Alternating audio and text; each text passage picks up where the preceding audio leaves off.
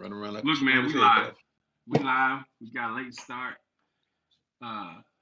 It's funny how technology will come and get you sometimes, but it got us. So, good morning, man. How you doing, bro? I'm doing pretty good, man. I've been running around like a chicken with his head cut off, man. Trying to get everything together for my 16-year-old's birthday party today. Hey, man, I'm glad you Yeah. took the time to come and talk this morning.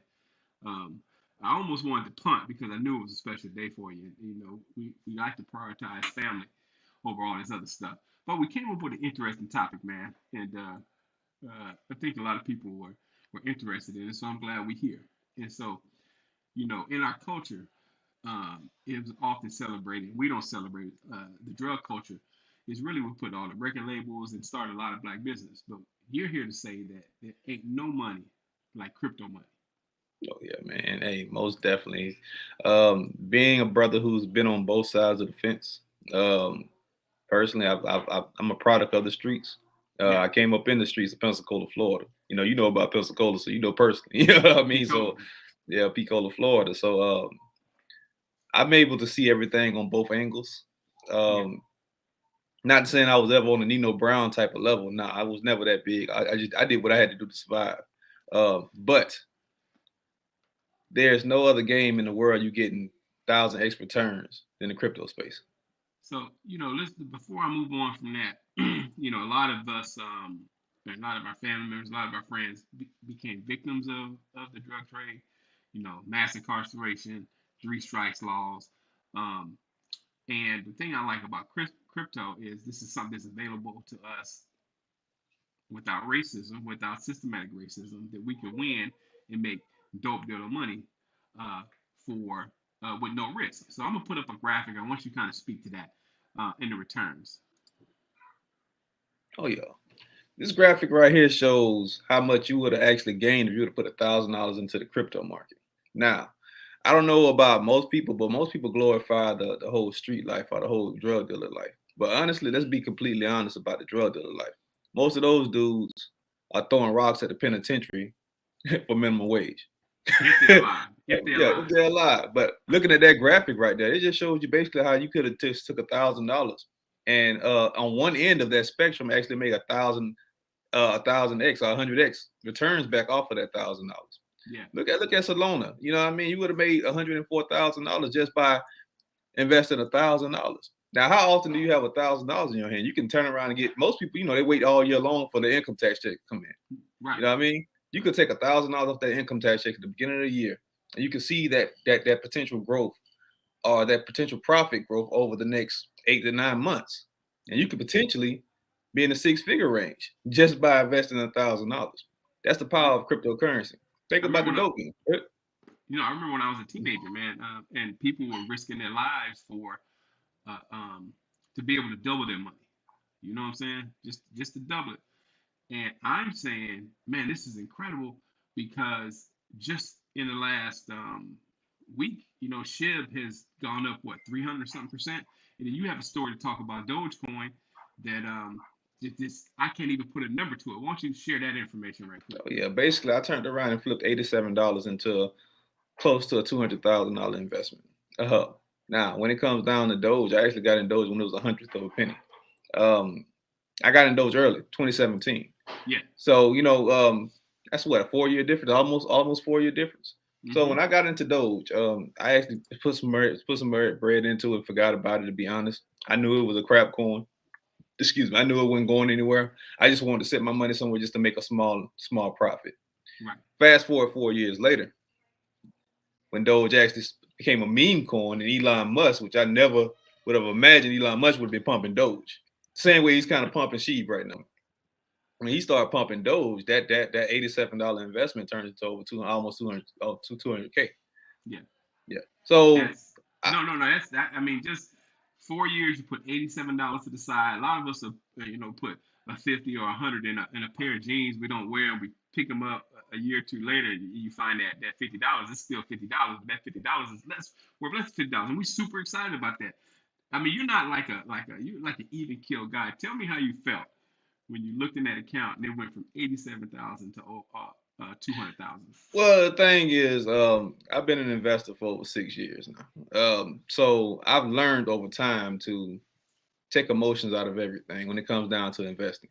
And that's Right. that's a key skill set that you actually have to become a successful investor.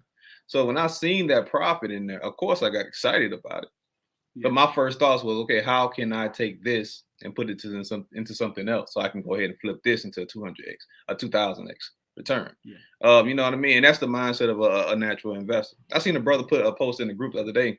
If you were to get to $1 million, would you tell your wife? And I was like, if I was giving $1 million, giving anybody $1 million right now, most of the brothers in the group were talking about, well, if I was giving $1 million, I wouldn't tell my wife. I'd tell her about 500,000 of it. We'll go when we go shopping. We'll go buy a new car. We'll go buy a Right. house. And I'm like, okay, cool. If I get $1 million, just gift, somebody give me $1 million, it'll just be added to my bank account. I told him just like that.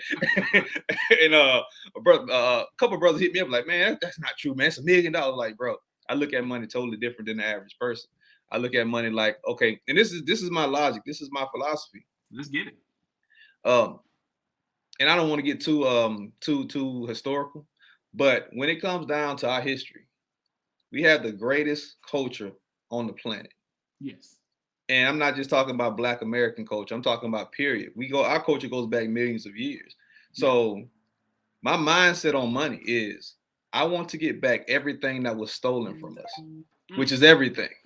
And until I reach a certain level of getting 5 or 6% of that back, which is trillions, you know what I'm saying? I don't see myself as being rich. I don't see myself as being wealthy. I see myself as I'm always gonna be a go-getter. I'm going after what was stolen from us as a people. So when somebody tells me $1 million, okay, I'm gonna give you $1 million, I don't get excited about that. Right. Because I know that $1 million is a percentage of a percentage of a percentage, not even 1% of what we actually lost. You know what I'm saying? So that's how I tackle everything down. So when it comes down to this crypto game, this is the opportunity for us to get that percentage back. Got you. Yeah. Got you. Now, a lot of us in our communities, when we go back to what we talk about the dough game, that was a way out. You look Easy E started, NWA, which became, when Dr. Dre, Death Row, and we've seen these cats justify this street life, these taking these penitentiary chances to elevate, and everybody's goal was to get out the game and make their money legit.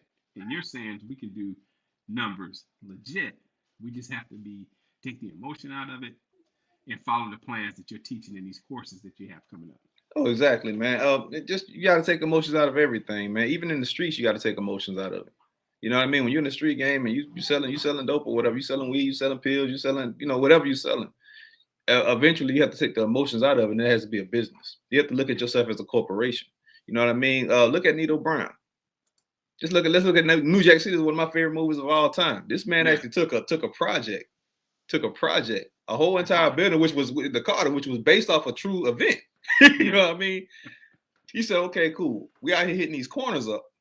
How can I maximize profits and push product out of one central location? Yeah.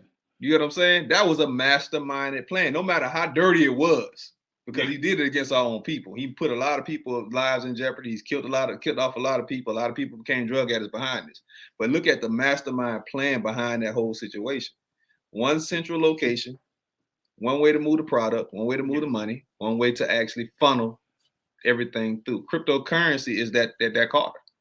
Well, I got two things I want to say about that. One, I wrote a book that I never released. I might release it, called "Everything I Learned About Business I Learned in the Hood." And basically, I was saying that the drug dealers around my neighborhood were really good businessmen had they had a different opportunity.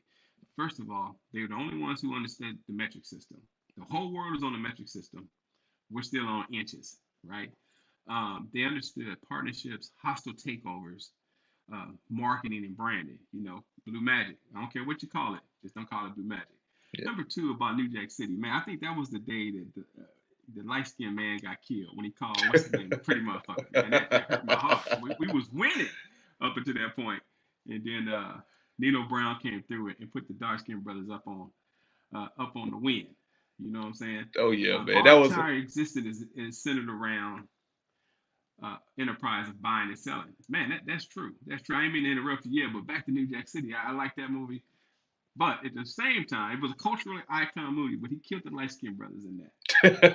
Well, I'm a dark skinned brother, so I can't feel your sentiment, but I understand. But yeah, you're totally right, brother. Our enterprises of the black community is mostly around buying, not selling.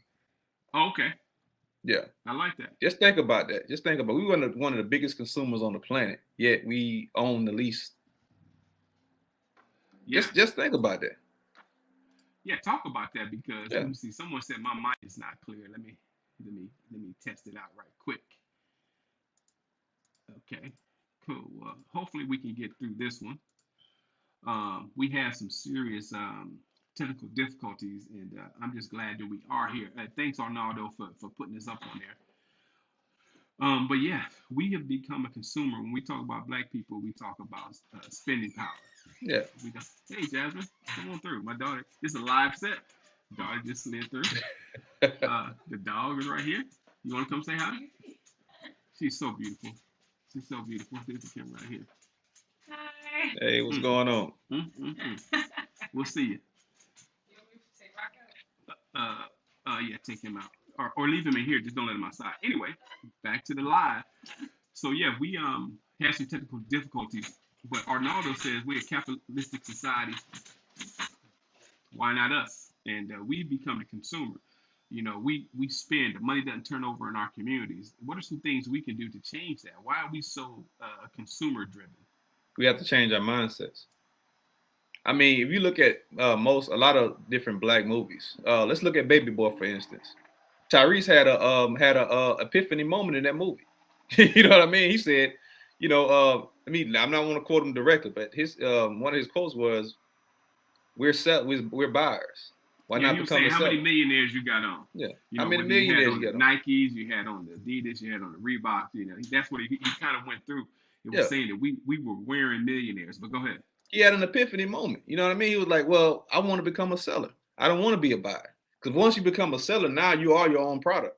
You're wearing your own clothes and you're selling your own product. Same thing that happened with Fubu. Fubu, which is honestly one of the biggest fails of the black community. And I always say that because that's one product we should have been pushing to the fullest extent. But we have a 2-minute mindset. If it's hot for 2 minutes, we're gonna run with it. Once those 2 minutes are over with, we got to move on to the next thing. Versus somebody who a company like Gucci or Versace, Yeah. they've been around for years. Right. Their clientele hits them for years. Even Tommy Hilfiger, their clientele never really stopped. It hits them for years. But black people, we got to stop this 2-minute mindset, especially when it comes down to our own products. We should have been still wearing platinum Fubu and the Fat Albert and all that stuff today. It shouldn't have just been a fad or a trend for the early 2000s. You know what I'm saying? Yeah, and it's funny because it went from the good stores down to the TJ Maxx, and then went from TJ Maxx to whatever's below TJ Maxx, and then the only Walmart. people you see, the only people you see wearing that Fat Albert, they just got out the joint, and it was hot when they was on the streets. But I agree, is that we have to support our brands, but we constantly run into the Gucci's and Louis Vuittons who have taken most of their design from the black culture and people like Dapper Dan. And so we're the creator of culture, like you said, but we're not benefiting from it. The You know thing what I'm is, we saying? don't value our own selves.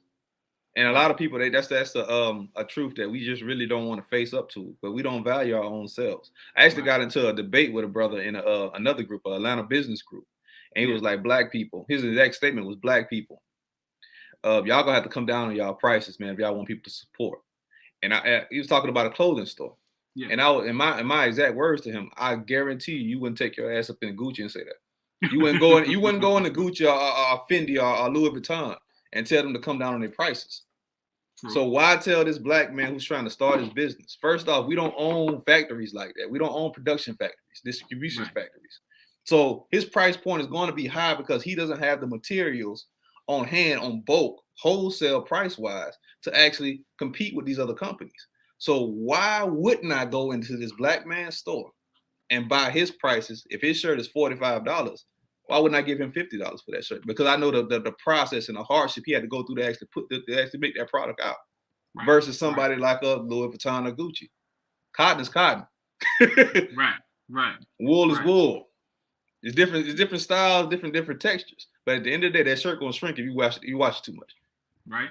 You know what I'm Well, look, saying? man, I know today is a special day. Today is you've been celebrating your daughter's birthday for over a week now. And if Yeah. it's anything like my daughter, October is her month. My daughter's birthday is in September, and I'm super excited for the things that you're doing with her. But I'm also equally excited about what the things you're doing on this tour that we have coming up, starting in Dallas in about 2 weeks. Tell me, you know, why you're excited about. You already told me why you're excited about the crypto space, but why are you excited about the tour when we could just stay home and teach this stuff online if we had to? The thing is, and I'm gonna use this analogy. I know a lot of brothers are in our groups and people, period, are Christians. So I'm gonna use a Christian analogy. Would you rather watch Joel Osteen or Creflo Dollar on TV, or would you rather actually go sit in the church, sit in the audience, and watch them sit in the pulpit? Right. So, and I'm using that analogy to say this: you will get the message somewhat if you're actually watching it online. You're watching us on live. You're watching us on YouTube. You see my videos. You will somewhat comprehend or digest the information. But it's something special when you actually can see that person. You can shake that person's hand. You can walk up to that person and ask a question. So I want to be that person, or we're going to be that person as Yeah. BMMO consultants to actually come to your city. They lay hands on Yeah, lay hands on you. you.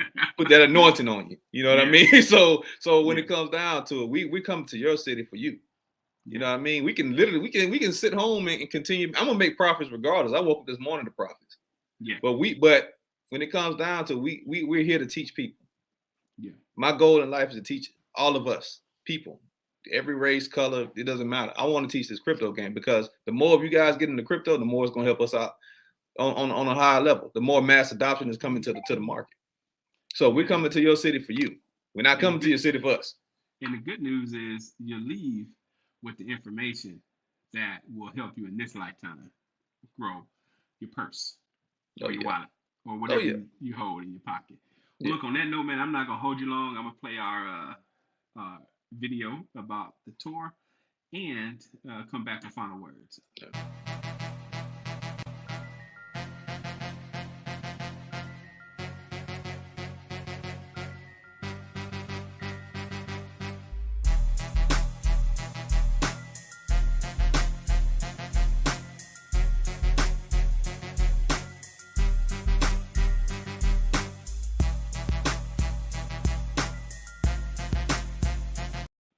Man, we still having technical difficulties, but hey, I think we got through this one. Oh, it's all good, man. You know, It's all some good. stuff happens sometimes. We just gonna keep rolling with the punches, bro. Hey, man, you got to roll with it. Anything you want to add before we get up out of here? Hey, brothers, we really need y'all support when it comes down to us actually coming to these cities. Um, if you're interested in actually us coming and hosting one of these conferences in your cities, hit us up ASAP. We already getting booked. We already booked through February. Yeah. You know what I Let's mean? go. We have right now we have Dallas 2 weeks, Baltimore in less than a month now. We have New York City we're planning right now. We're planning North Carolina. You know what I mean? And we also have Mississippi that we're actually planning right now. So right now through January, going into early February, we're going to be booked. So get with us ASAP. And remember, in order to change your mindset, in order to change your life, you have to change your mindset. And when you change your mindset, you change your future. Yo, now listen, a couple of things before we get out. Someone said I own a whole Bitcoin I bought for $5,600 when I told everyone they better tap in. They ain't listen. So I'm only looking at my bag moving forward. You can't look at life like that, brother. Yeah. Because you have the knowledge. And when you have the knowledge, you have a responsibility to your people to teach your Whether people. they listen or not. Whether they listen or not. Like, for instance, I'm going to give you a prime example. Right now, we have 1,600 brothers in the investors group. Right. Only about 250 of them actually comment, like, share, follow, do things of that nature. Only 250 of them probably pay attention. But guess what? I've helped over 600 of those brothers who don't comment, who don't like, who hit me up directly and DM me directly, actually gain financial freedom. So you cannot withhold information just because someone is not listening, because you never know who's actually listening. Or when they're gonna tap in. Or when they're gonna tap in. People move in different time periods of their life. I heard about Bitcoin back in 09 or I think 2010.